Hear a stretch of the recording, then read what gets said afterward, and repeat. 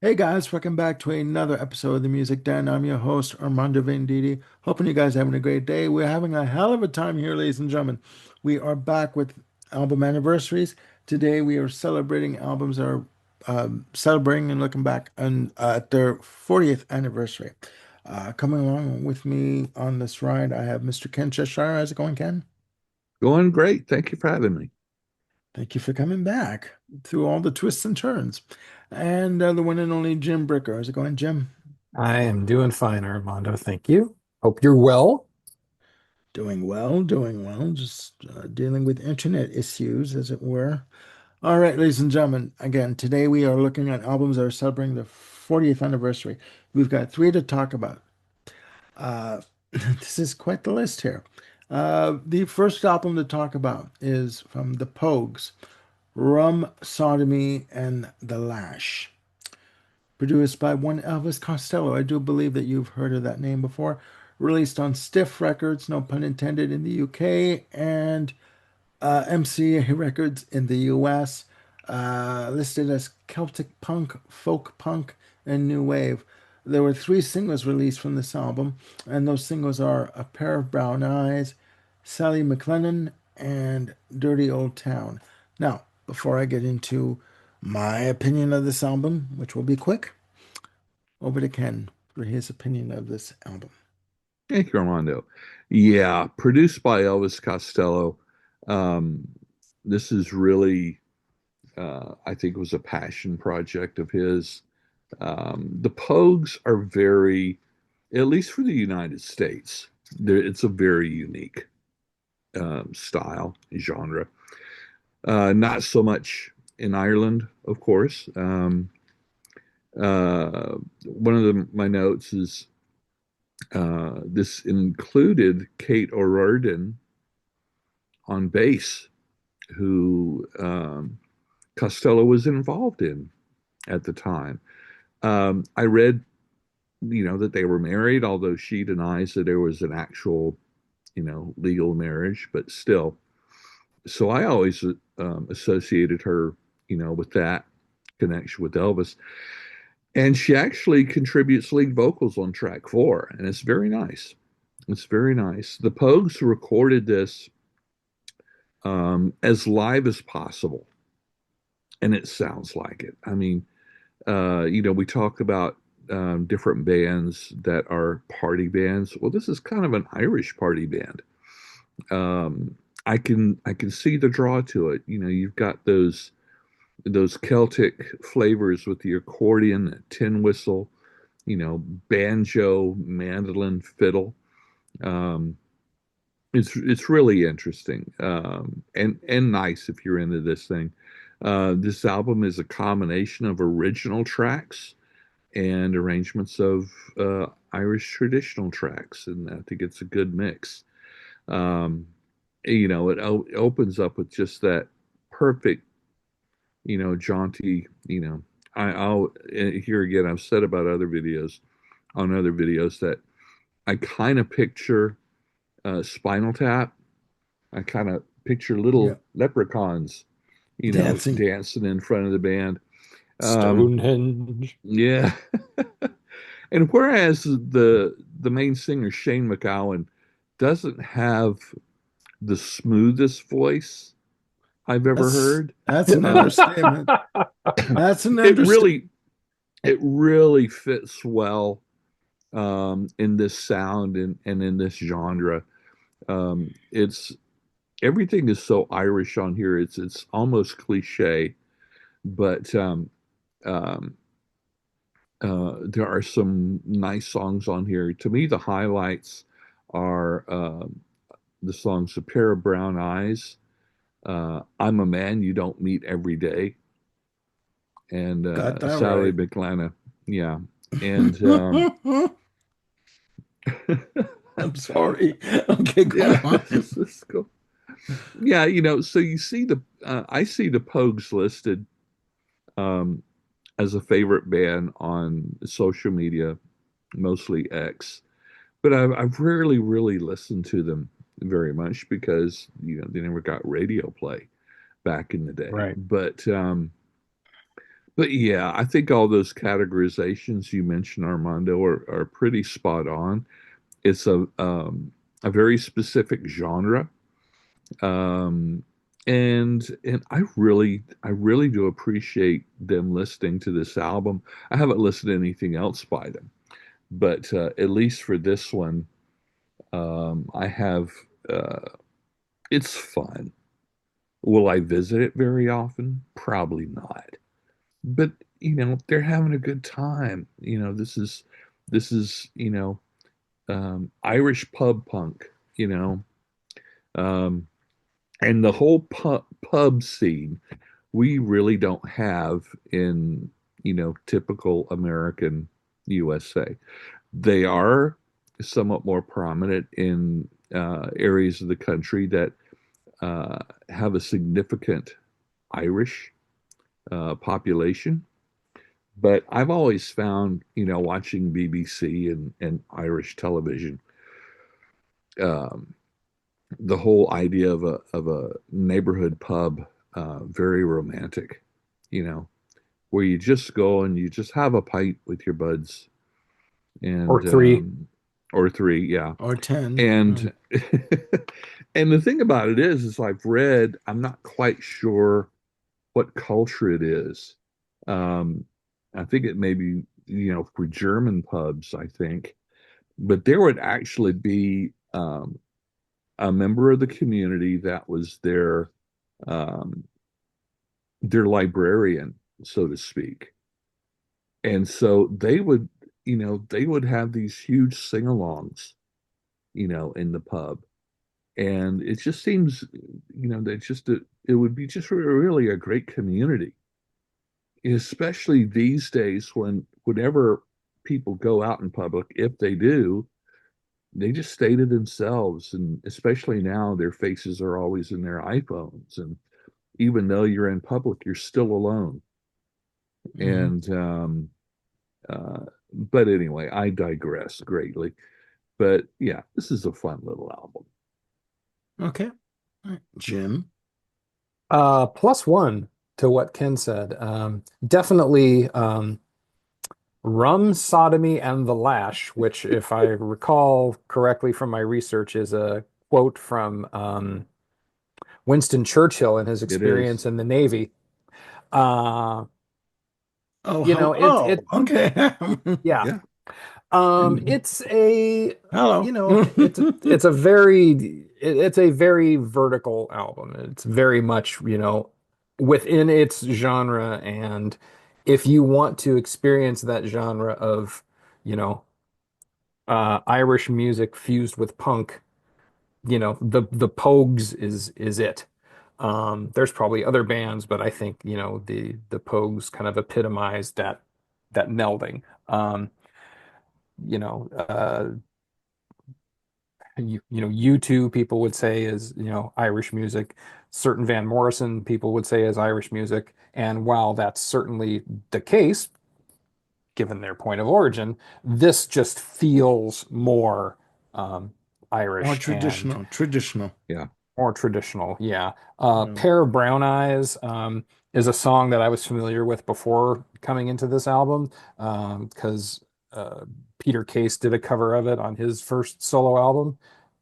T-Bone Burnett produced, if memory serves right. I might be wrong. Might be Mitchell Froom. But Pogues, it's great and fun for what it is.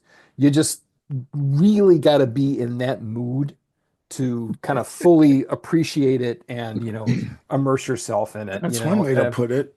Well, yeah, I mean, and it's It's true. very seldom for me that I find myself in that mood. So, No. like Ken was saying, I'm likely to not revisit this frequently. But if I want that particular thing, this is my go-to, and it's Yeah. great for what it is. Yeah. I might revisit it if I've had a couple of Guinness, beforehand. That'll Okay. lubricate you. Okay. Okay. My take on this album. I forgot to mention 42 minutes and 55 seconds. My take on this album? No. I was I waiting for that. I got I Enough got said. I got to track four and I was like, okay, I'm done. I can't. I mean, I know the Pogues. I know the song "Fairy Tale in New York," which I like because Christy McCall. Yep. But no, I can't deal with this. I can't even.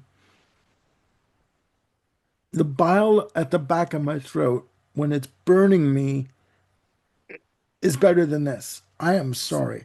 I So here's my no question. no No. Okay. go So on. have the Pogues now become the shorthand replacement of Black MIDI? No, they're both in the same boat. Okay. They're both in that Wow. boat sinking to the bottom of the Whew. river. I Wow. I From can't the deal with Royal it. Navy. Okay. I Wow. cannot deal. I mean, the only way that it was quoted that the only way Elvis Costello could record them was just to get them going and just hit the record. Let the tape. Yep. He Sure. could not wrangle them into, okay, we're going to do the drums. We're going to, no, record them and just, you know what, we got to go home. I've got shit to do with my life kind of thing. Yeah, I just, Yeah. n- Yeah, no, no, they're a pub or garage band. Yeah. I've Yeah. had, And I've had boils that were more redeeming than this. I'm sorry. Have you now? I can't deal with this shit. No, yeah, it's bad. It's bad. yeah. And for our listeners, if you listen to this and it's too rough for you, but you want to get a taste of Irish music, check out the Chieftains. Yeah, Well, certainly. Yeah. yeah. Yeah. Much more palatable. I would pick the Chieftains over the Pogues. Sure, I can't do it. I sure. can't do it. Well, it's yeah, No. yeah. It's It an makes acquired sense. taste. It's Or an find acquired yourself taste. an album of Irish drinking songs that was recorded live in a pub, and there you go. I And grab a drink. there's Yeah. there's one thing when you're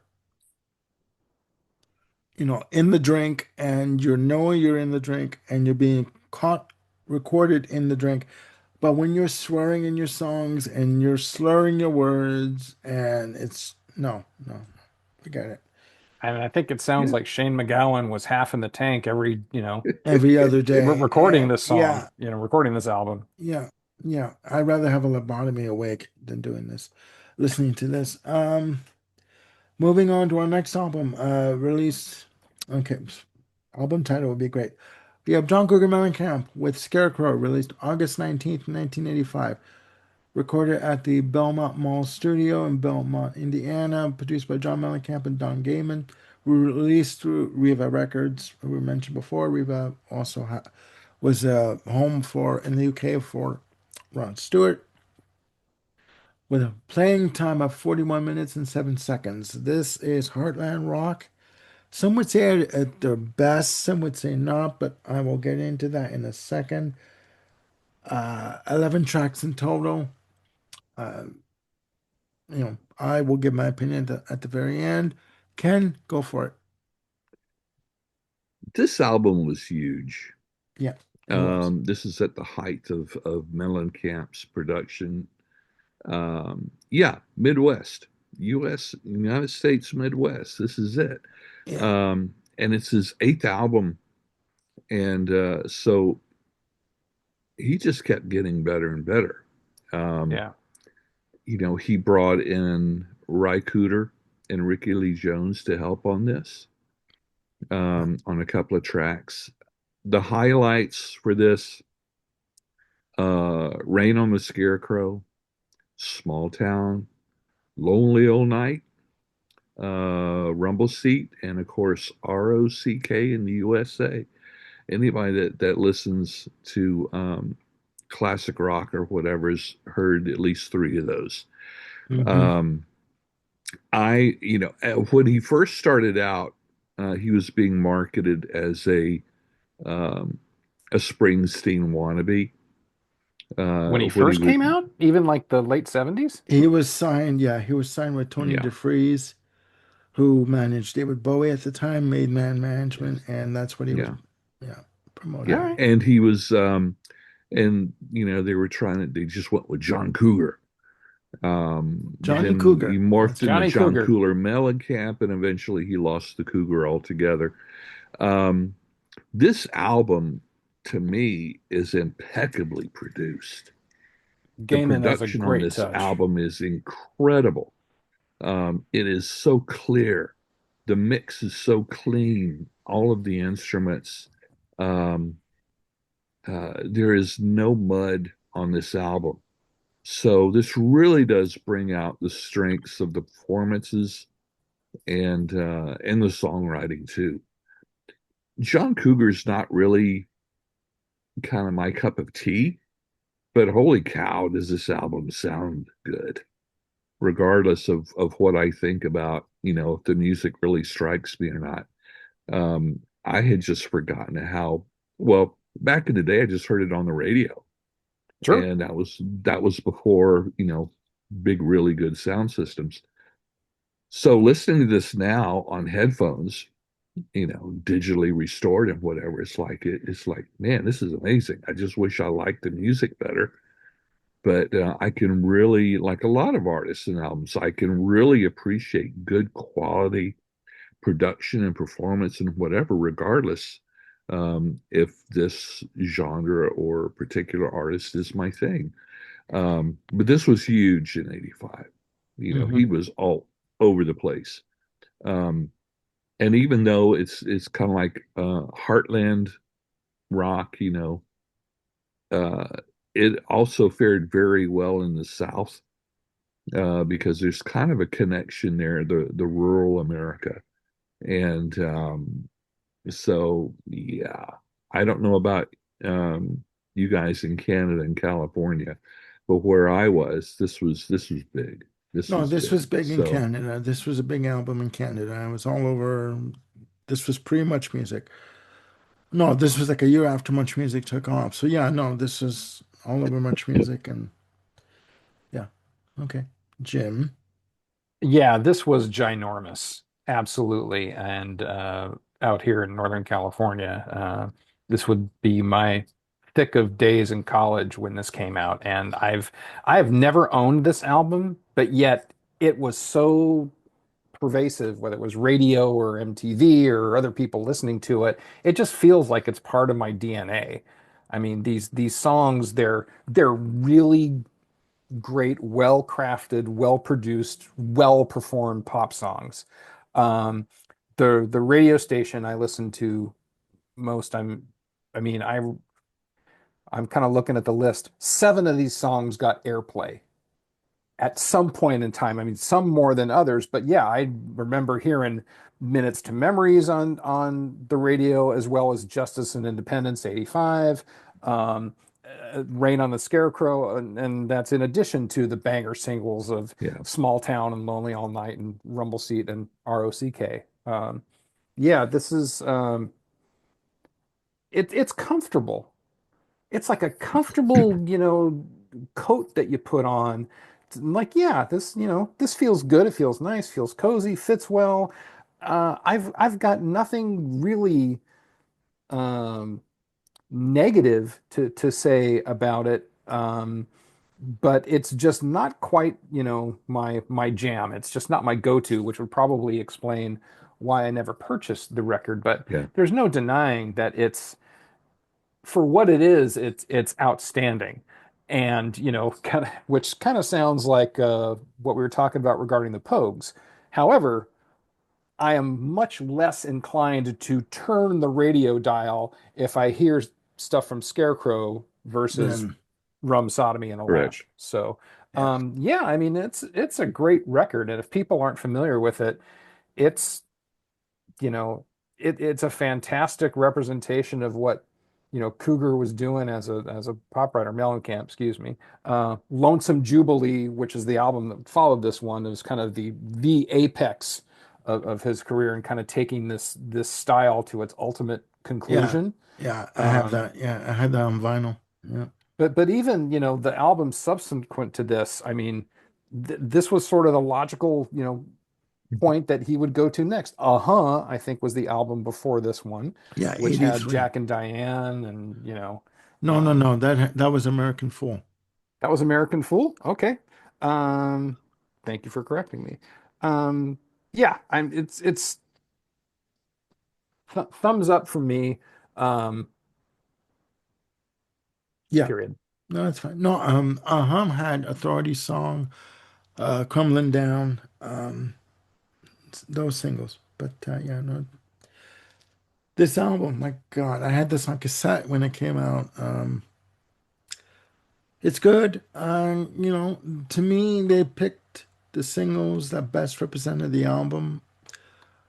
Right on the Scarecrow. I do like Grandma's theme for like 56 seconds. Oh Little yeah. respite there. Going into Small Town. Small Town was everywhere. I was gonna say Pink Houses, but that was on as well. Lonely All Night, the lead off single, it's good. I mean, I do like Justice and Independence 85 as a track. I do like that. I don't remember Rumble Seat as a single, but it must have been a single, obviously. And ROCK in the USA, I mean, like that was all over the place. So I mean, again, it's a good album. And you know, it it was all over it was, what's that term? Ubiquitous? I mean, it was, Sure. It was and pervasive. Yeah. yeah, it seeped into everyone's, I guess it's into their DNA in terms of listening to what was on the radio at the time, what was popular. This was not Duran Duran. This was not the synth pop or what was going on. Yeah, But this was when you had music that crossed, like you had, not, I'm not going to say cross genres, but you had different genres playing at the, like, all in one. You could go from a track on this album to, say, a Duran Duran song to, just different genres playing on one radio station at one time. sure. It would soon sort of be divided up differently, but this album was all over the place. It's a good Yeah. album. Maybe I think I do maybe need to sit with it a little bit more. But yeah, this Lonesome Jubilee after this album just, it was massive. And I did see him on this tour. That was my very first concert. That's Ken alluded to me being a baby when I went to my first show, at 17 years old. But yeah, it is a good album. It's a good album. It continued the Americana Mhm. angle. I mean, with songs like Rain on the Scarecrow. And again, ROCK in the USA, but One more thing. It was interesting. Um, After I finished listening to this, I was thinking about it and making my notes. There are several songs on this album. The three that come to mind, Small Town, Lonely All Night, and ROCK in the USA. The structure of these songs lend themselves well to a 50s yeah, style. yeah. And so which I find very interesting because there's artists on YouTube that they take modern rock songs and they do it in other genres and whatever. And to me, when you can take a song and shake it up and still make it really really good is a sign of some really good songwriting. And I Yep. think you hit it right on the head, Armando. For 85, with all the other stuff that was going on, um, uh, this artist and this genre of music was very important, for Yeah. those that you know, just didn't want to get it. We got alternative, new wave and whatever, and coming in and um, it had a necessary audience. Hmm. So he was very smart, and everything I've ever seen or read about John Mellencamp is that he was also a really nice person, and that goes a long way, for me. And I wasn't playing in a band at the time, But as a guitarist, these would have been just a hell of a lot of fun to play. Sure. So anyway, there it is. All right, ladies and gentlemen, we are finishing off our segment with the final album on our list. We have The Cure with The Head on the Door, released August 30th, 1985, recorded in 1985, uh, released through Fiction and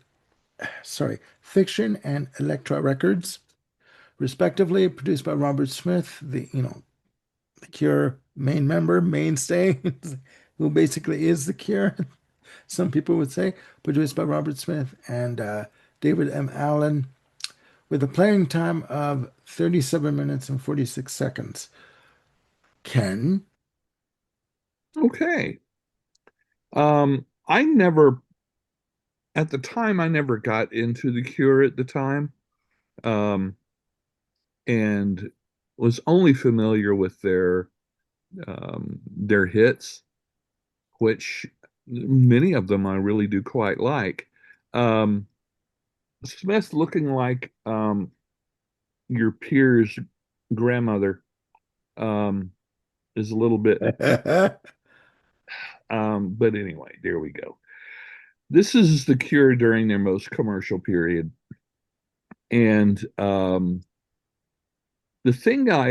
of the things I admire about the Cure was Smith's commitment to long instrumental productions, which Hmm. record companies hated. Hmm. They wanted to get right to the meat, right to the vocals, and but he kept up with these long introductions. That's very, very unusual um, for music in rock or new wave or most of the standard genres. Yeah. But I really do like that. It really do sets a certain mood and mode before you even get into the lyrics and establishes a good groove. But anyway, I believe this was the first album where all the songs were solely written by Robert Smith. So good for him, you Hmm. know. He's very talented. I also read that this album was inspired by Kaleidoscope by Susie and the Banshees and the album Dare by Human League. That's interesting. I'd like to read up a little bit more on that. Yeah, if I can shed some light on that. Yes. Kaleidoscope from Susie and the Banshees. He was in the band, Susie and the Banshees, at that point. Okay. So he contributed, he played guitar, he contributed to the songwriting. So he had a lot of different projects going on, a lot of different spinning plates, as it were. And yeah, no, so yeah, you read right, but he was in the band at that point. So Yeah. yeah, Yeah. And this has got an incredible clear mix. And I often comment how much I really appreciate a really good mixed and produced album. And so I can say the same thing about this album that I did about the John Mellencamp as far as the recording. Very clean, very clear. Um, I do like the fact that for this genre, this is not oversaturated with synthesizers. And I specifically like Smith's use of acoustic guitar. yeah, It gives it a very specific, unique sound to me. And I'm not anti-electric guitar by any means, but this just in a time where so much of the new wave or alternative music at the time was so drenched in electronics, whether it be synthesizers, drum machines, um, electric guitars or whatever. That his use of acoustic guitar gives it uh, a warmer feeling, mm, just less mechanical. It gives it some humanity, I think. I was going to say the Um, same thing. Yeah. Yeah. yeah. To me, the highlights on this album is In Between Days, Close to Me, Push, and A Night Like This. Um, this was a surprisingly enjoyable listen. I've listened to bits and pieces of their catalog that is more dark, and I don't like the dark so much. But I The Cure just might be one of those bands for me that a greatest hits would be good enough if it had, not just the top 40, but maybe some good album tracks that are in the same vein, but just weren't actually released as singles. But Okay. yeah, this was a very enjoyable listen for me. Okay. Jim. Um, The Cure and I have a very interesting relationship. Uh-oh. On the one hand, I think In Between Days is one of the greatest songs of the 80s. Yeah.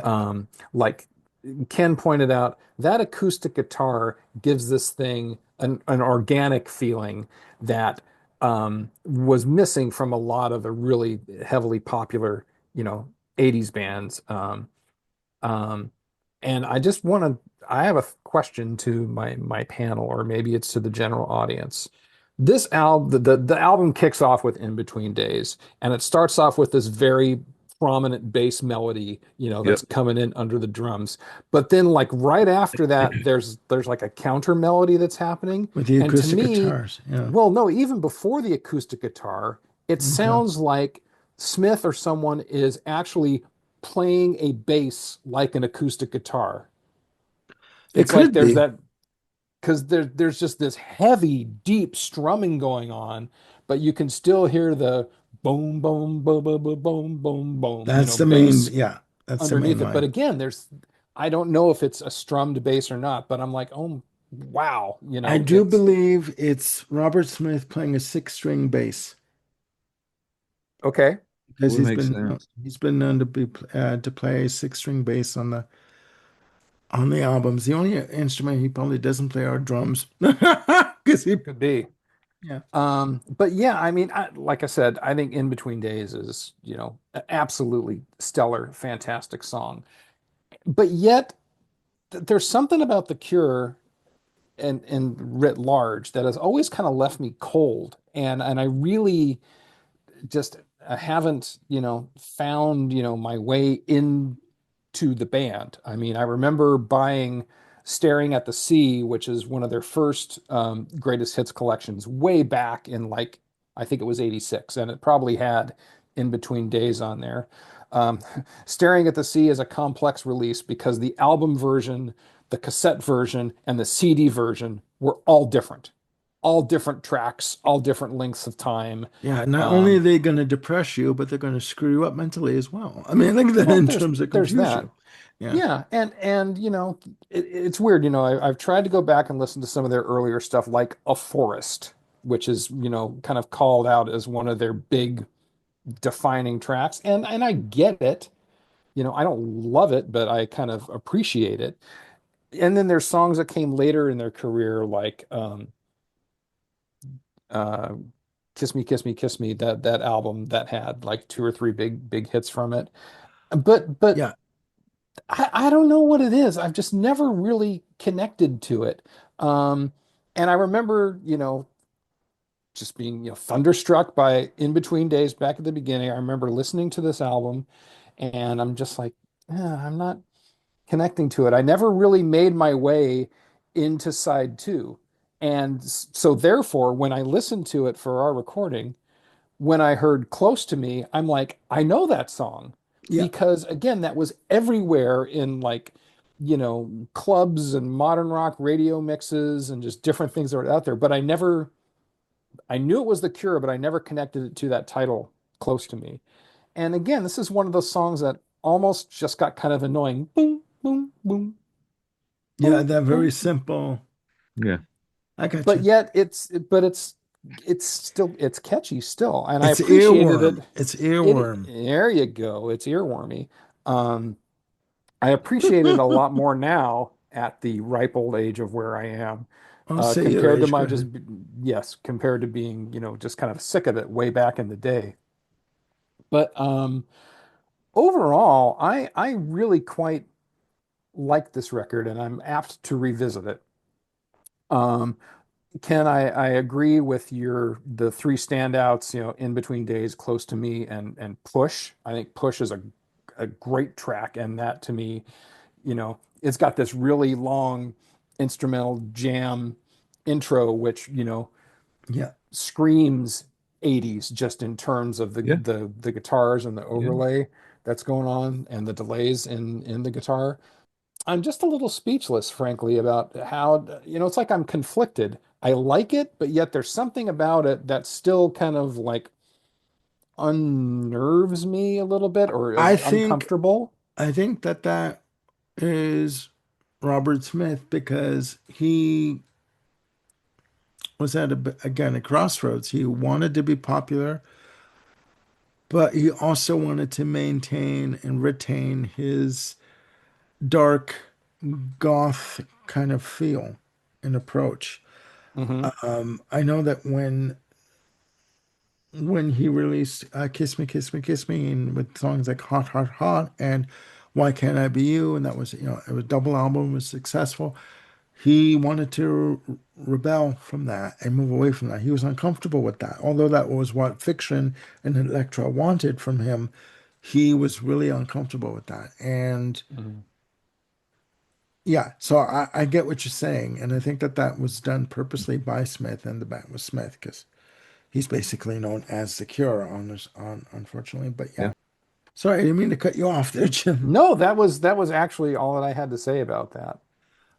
For me, I do like the album. I mean, I remember the singles close to me. Uh, and In Between Days when they came out, they were all over Much Music. I do like the acoustic guitars on In Between Days. I think it's fantastic. I think it's too short. I think it needed like another verse and chorus and then done. But Leave them wanting more. Well, there exactly. probably is at least one extended mix out there somewhere. Somewhere in the For the going 80s, discogs. oh yeah. Other songs I know from the album for me are The Blood.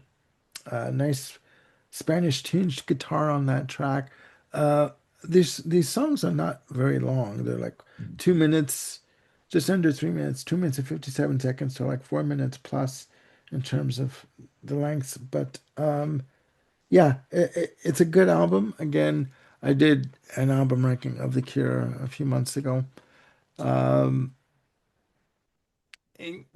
yeah, Push. My notes have you. Sorry, I forgot to tell. Prominent bass and great heavy guitar chords on that track for me. I think Push is a great track as well. And again, he would go further into the pop realm with Kiss Me, Kiss Me, Kiss Me, and then he would pull back with Disintegration in '89, which is my favorite album overall of the Cure's. It's a lengthy album, 72 minutes and change, but It gets a lot of love. yeah, Yeah. 12 tracks in total. But no, this is a good album. I do see the Cure moving away from their dark goth kind of leanings, and they would separate themselves from other bands like Bauhaus and Susie and the Banshees with this album. But yeah, it is. It's a good album. I really do need to sit with it some more.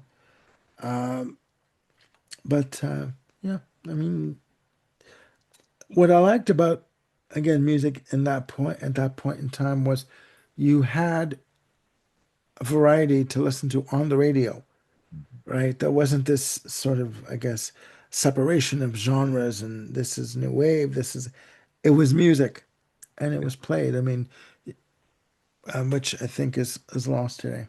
But all right, there you have it, ladies and gentlemen. Another episode of Album Anniversaries, albums celebrating the 40th anniversary. I want to thank Jim and Ken for coming along with me on this episode. And if there are anyone out there that knows of these albums, which undoubtedly you do, please put down in the comments your opinion of these albums and our critique. Did we miss anything? Did we get anything right, or did we miss the plot completely? You know, again, we are not experts, with the exception of maybe Ken. Um, we just bring you albums that we feel that should be talked about, and albums that we want to bring to your attention. So that's what we do here, right? And we have fun doing it. As Harumph. Yes, yes. As I adamantly say this, ladies and gentlemen, please click like and subscribe, and do hit the notification bell to keep yourselves on top of any new content we got coming up. We've got more show ideas that we're working on, and you know, it's we have an entire month of episodes coming up with Going for the One, where we look at our favorite debut albums. So that's for the month of September. So please check that out. And that was a hell. It's going to be fun watching that. And yeah, for Jim and Ken, I'm Armando signing off. We'll see you soon on the music then. Bye for now.